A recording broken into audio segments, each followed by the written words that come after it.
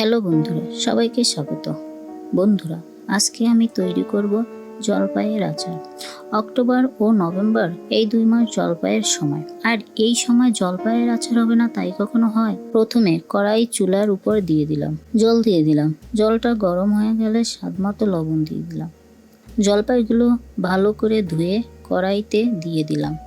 এবার পরিমাণ মতো হলুদের গুঁড়া দিয়ে সিদ্ধ করার জন্য ঢেকে দিলাম। আমি কারেন্টের চুলা ব্যবহার করছি।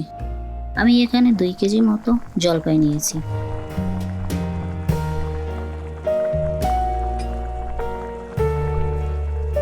সিদ্ধ হয়ে গেছে, নামিয়ে নিলাম।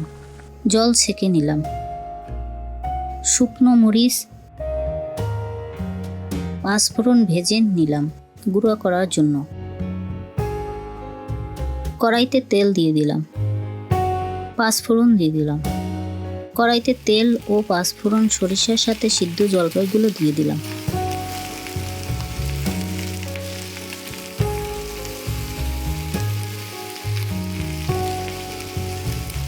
জলপাইগুলো ভেঙে দিলাম।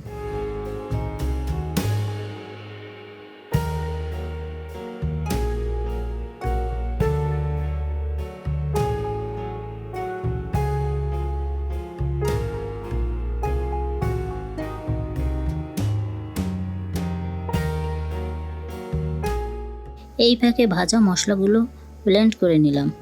আর হ্যাঁ, ফাটানো জলপাইগুলো নাড়তে হবে যাতে কড়াইয়ের নিচে না লেগে যায়।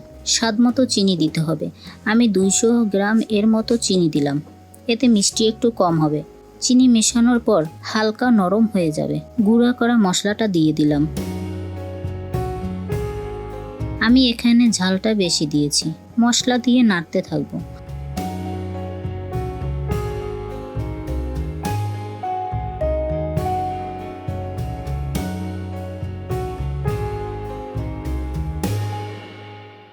বন্ধুরা, জলপাইয়ের আচার রেডি।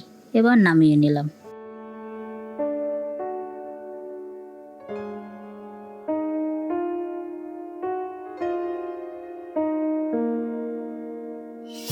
এখন আমি গোল গোল করে শেষ ফিনিশিং দিয়ে দিলাম।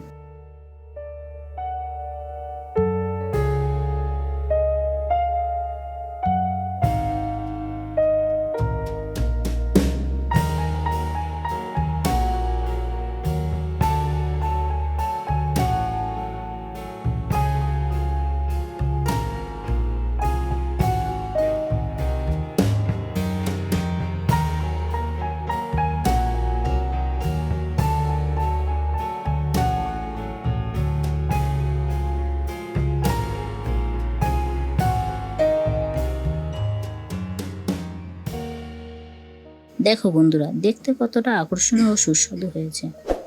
বন্ধুরা, ভিডিওটি ভালো লাগলে লাইক, কমেন্ট, শেয়ার, সাবস্ক্রাইব করতে ভুলবে না। সবাইকে ধন্যবাদ।